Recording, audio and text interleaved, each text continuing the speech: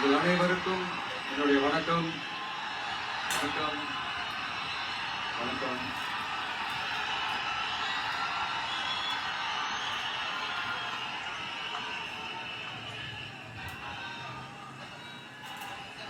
என்ன சொல்றது, எப்படி ஆரம்பிக்கிறதுன்னு தெரியல.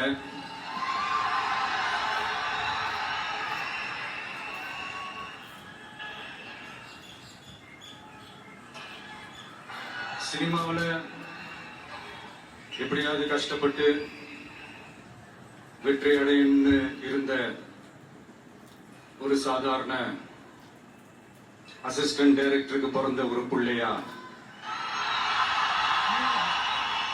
எனக்கும் வாழ்க்கையில வறுமைனா என்னன்னு எனக்கு நல்லாவே தெரியும், பசினா என்னன்னு எனக்கு நல்லாவே தெரியும். நான் ஒன்னும் பெரிய மன்னர் பரம்பரையிலாம் வந்துடல. உங்களை மாதிரிதான், உங்கள ஒருத்த மாதிரிதான், உங்க குடும்பத்துல ஒருத்த மாதிரிதான், உங்க புள்ள மாதிரிதான், உங்க மகன் மாதிரிதான், உங்க அண்ணா மாதிரிதான், உங்க தம்பி மாதிரிதான்.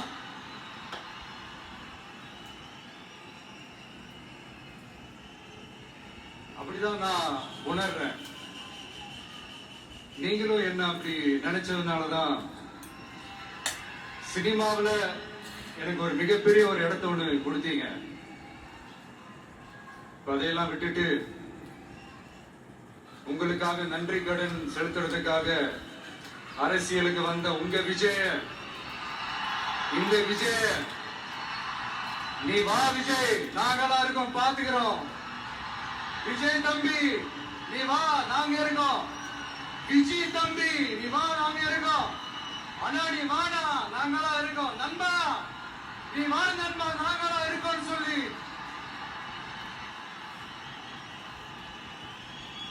அவ்வளவு அன்பா, அவ்வளவு உறவா என்ன ஏத்துக்கிட்டீங்க. இந்த நேரத்துல இதை நான் சொல்லணும். இந்த டிராவல்ல, இந்த ப்ராசஸ்ல எனக்கு எவ்வளவோ கஷ்டங்கள், எனக்கு எவ்வளவோ இந்த அவமானப்படுத்தினதெல்லாம் ஒரு பக்கம் இருந்தாலும், எனக்காக கூட நின்ற உங்களுக்கும் அதே மாதிரி கஷ்டங்கள், அதே மாதிரி அவமானங்கள், அதையெல்லாம் நீங்க பெருசா எடுத்துக்காம, அதையெல்லாம் நீங்க பொருட்டாவே எடுத்துக்காம, என்னோட வலிகளை, என்னோட வேதனைகளை உங்களோட நான் நினைச்சு என் கூடவே நின்று இன்னைக்கு சி ஜோசப் விஜய் எனும் நான்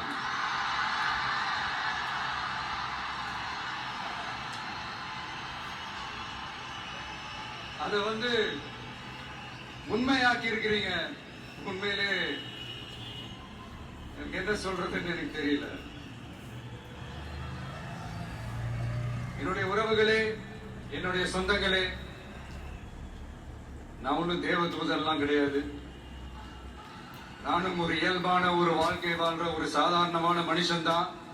நான் முன்னாடியே சொன்ன மாதிரி அது செய்வேன் இது செய்வேன்னு பொய்யான வாக்குறுதிகள்லாம் கொடுத்து உங்களை நான் ஏமாத்த மாட்டேன். எது சாத்தியமோ அது மட்டும்தான் நான் செய்வேன். இம்மிடியா உங்க மனசுல ஒரு கேள்வி ஒண்ணு வரலாம், அப்ப சாத்தியம் இல்லாததை செய்ய மாட்டாங்களா, செய்ய முடியாதா அப்படின்ற ஒரு கேள்வி ஒண்ணு வரலாம். இத்தனை கோடி மக்கள் என் கூட இருக்கும் போது எது வந்தாலும் பாத்துக்கலாம், என்ன வந்தாலும் பாத்துக்கலாம் அப்படின்ற அந்த கான்பிடன்ஸ் என் மனசுல இருக்கு. இன்னொரு விஷயமும் நான் இங்க சொல்லணும். இன்னைக்கு நம்ம தமிழ்நாடு கவர்மெண்ட் இருக்கிற அந்த நிலைமையை பத்தி நான் உங்ககிட்ட நான் சொல்லணும். கிட்டத்தட்ட 10 லட்சம் கோடிக்கு மேல கடன் வாங்கி வச்சுட்டு போயிருக்கிற இன்னைக்கு அந்த தமிழ்நாடு அரசு இருக்கிறப்போ, கஜானாவை சுத்தமா தொடச்சி வலிச்சு வச்சுட்டு போயிருக்கிறப்போ, தூக்க முடியாத சுமையை ஏத்தி வச்சுட்டு போயிருக்கிறப்போ,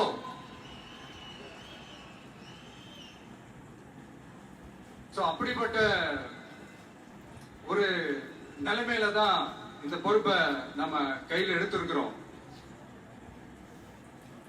உடனே நீங்க நினைக்கலாம், என்னடா இவர் ஏதோ பொறி வச்சு பேசுறாரு அப்படின்ட்டு. அப்படிலாம் எதுவுமே கிடையாது.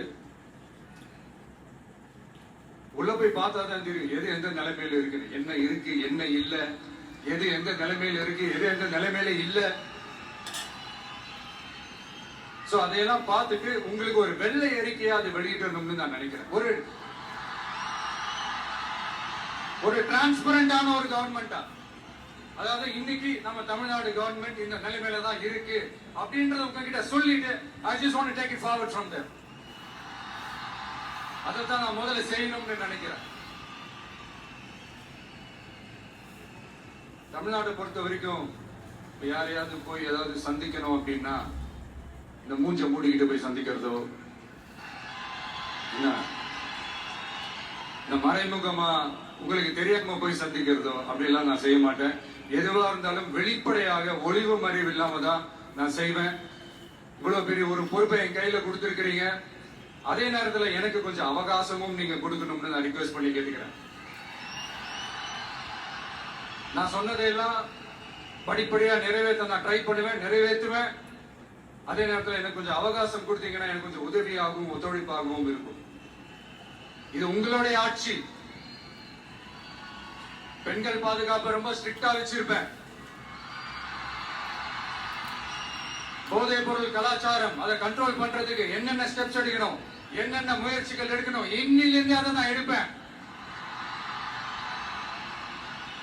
நம்ம பசங்களை அதுல இருந்து காப்பாற்ற வேண்டியது நம்ம அரசனுடைய பொறுப்பு. அதே மாதிரி சட்டம் ஒழுங்கு எல்லாருக்குமான பாதுகாப்பை நான் உறுதிப்படுத்துவேன். என்ன அவமானப்படுத்துறவங்களாகவே இருந்தாலும், என்ன கஷ்டப்படுத்துறவங்களாகவே இருந்தாலும், அவங்களும் என் மக்கள் தானே. நண்பர்களாக இருந்தாலும் எதிரிகளாக இருந்தாலும் 8 கோடி மக்களும் என் மக்கள் தானே.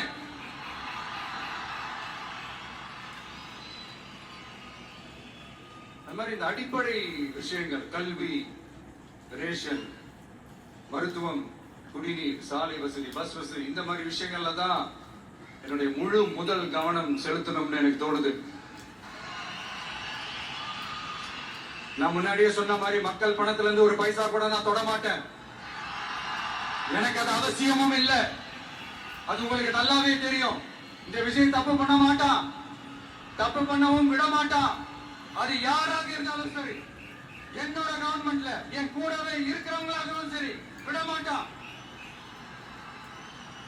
சப்போஸ் யாருக்காவது அப்படி ஒரு எண்ணம் மனசுல இருந்துச்சுன்னா, நம்ம ஜெயிச்சுட்டோம், ஒரு ஆட்டம் ஆடி பார்க்கலாம் அப்படின்ற எண்ணம் யாருக்காவது இருந்துச்சுன்னா இப்பவே இந்த நிமிஷமே அதை எரேஸ் பண்ணிருங்க.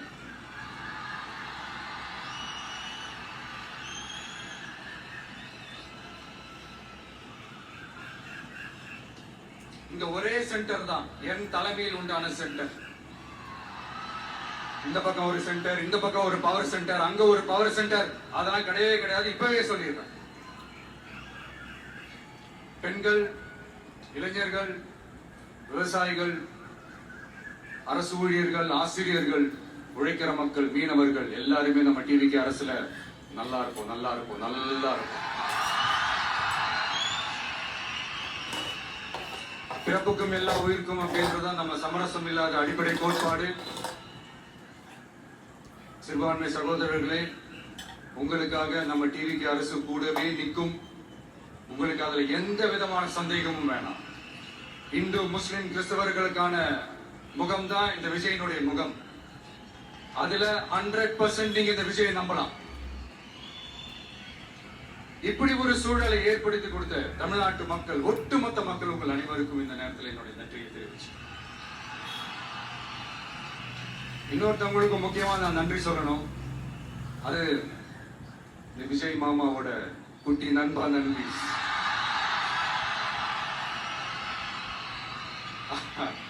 அவங்களாலதான் இது நடந்திருக்கு. உங்களுக்கு எப்படி நன்றி கடன் செய்யணும்? உங்களுக்காக உங்க ஃபியூச்சரை மைண்ட்ல வச்சுக்கிட்டு எல்லா நல்ல விஷயங்களையும் உங்களுக்காக இந்த விஜய் மாமா செஞ்சு கொடுப்பான். கான்பிடண்டா இருங்க. அதே மாதிரி இன்னொருத்தவங்களுக்கும் நான் முக்கியமா நன்றி சொல்லணும். உங்களை எப்படி நான் மறப்பேன்? நீங்க தான் என்னோட உயிராச்சு. தமிழக வெற்றி கழக தோழர்களே,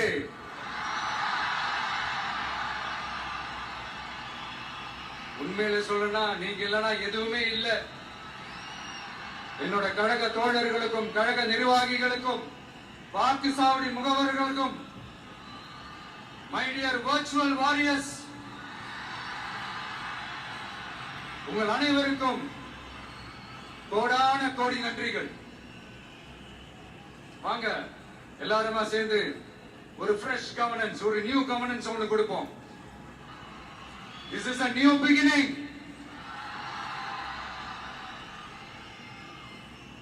A new era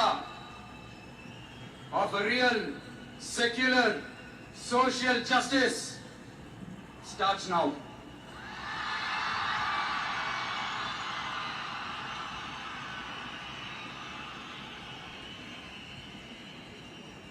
மக்கள் நலன்களை மட்டுமே லட்சியமாக கொண்ட நமது அரசுக்கு பக்கபலமாக நின்று ஆதரவை வழங்கியுள்ள காங்கிரஸ் பேரியக்கத்தின் தலைவர் மதிப்புக்குரிய திரு மல்லிகார்ஜுன் கார்கே அவர்களே, பாராளுமன்ற எதிர்க்கட்சி தலைவர் மதிப்புக்குரிய மை பிரதர் திரு ராகுல் காந்தி அவர்கள், காங்கிரஸ் கட்சியின் பொதுச் செயலாளர் மதிப்புக்குரிய திரு கே.சி. வேணுகோபால் அவர்கள், தமிழ்நாடு காங்கிரஸ் தலைவர் மதிப்புக்குரிய திரு செல்வ பெருந்தகை அவர்கள், என்னுடைய நண்பர் பிரவீன் சக்கரவர்த்தி அவர்கள், சிபிஐஎம் கட்சியின் தேசிய பொதுச் செயலாளர் மதிப்புக்குரிய தோழர் திரு M.A. பேபி அவர்கள், மாநில செயலாளர் மதிப்புக்குரிய தோழர் திரு பி. சண்முகம் அவர்கள், அரசியல் தலைமை குழு உறுப்பினர் மதிப்புக்குரிய தோழர் திரு கே. பாலகிருஷ்ணன் அவர்கள், பாராளுமன்ற உறுப்பினர் மதிப்புக்குரிய தோழர் திரு சு. வெங்கடேசன் அவர்கள், நமது அரசுக்கு ஆதரவு வழங்கியுள்ள விடுதலை சிறுத்தைகள் தலைவர் மதிப்பிற்குரிய அண்ணன் திரு திருமாவளவன் MP அவர்கள், நாடாளுமன்ற உறுப்பினர் மதிப்புக்குரிய திரு ரவிக்குமார் அவர்கள், சட்டமன்ற குழு தலைவர் மதிப்பிற்குரிய திரு வன்னி அரசு அவர்கள், சிபிஐ கட்சியின் தேசிய பொதுச் செயலாளர் மதிப்புக்குரிய தோழர் திரு டி. ராஜா அவர்கள், மாநில செயலாளர் மதிப்புக்குரிய தோழர் திரு M. வீரபாண்டியன் அவர்கள், முன்னாள் தமிழ்நாடு மாநில செயலாளர் மதிப்புக்குரிய தோழர் திரு ரா.